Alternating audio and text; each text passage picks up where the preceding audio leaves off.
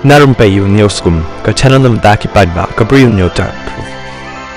Saprang state kani ka wei ka kerwa ka bala thot do ba srombel maudo ka bala ong kumni.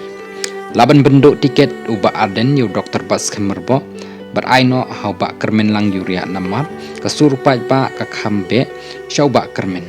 Kini ki sangut ki deki founder member jang ka VVP bat ki deiru ki briu ki banut banyak keren bat ya tainia beruba Arden. Habadan ka CEC meeting. Ka CEC meeting ka bala long hamaulai kalapen bitar bha yu Arden hadu baula maham yakini ki sangut banweng na ka party.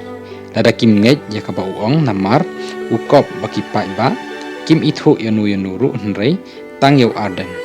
Ngan shim pen pa ya ka tarik bat ka po namar yo bau Arden sngotu manu kita ki parlok haka CEC ki buju ai jingtep hanga yaki kam jangko VVP namar uba Arden ru utip ha baki don ki parlok haka CEC ki bangi ya ithu ithaw ha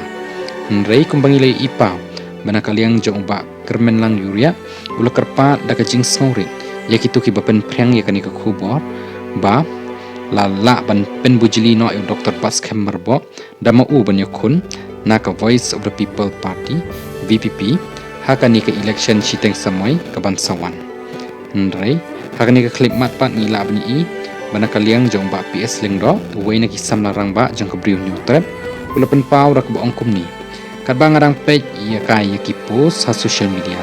ngakum yu i ka wei ka post bal ai kerteng strombel maudo dia banga page bnia bon teli ki post ngalap ya ka jing shisha pat hadin bangalawat benia ya ka history jong u bepleng dei imat mau imat ladan basushim kabu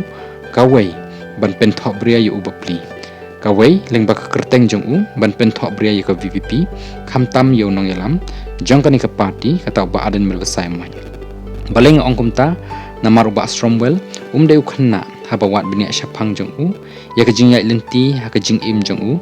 ula jukit ju tenrong wat ya ki jingkit bakhia jang ka jai ban riu te manuhi ban ngej bo undang keren ni post kum ki khanna haba udai urang ba namar kata ka parthai mentaru ka jur bha ki kam fraud ki scammers hab husiar para samla longkmi longkpa ban share kulmar ki post ki ba amshai la da dei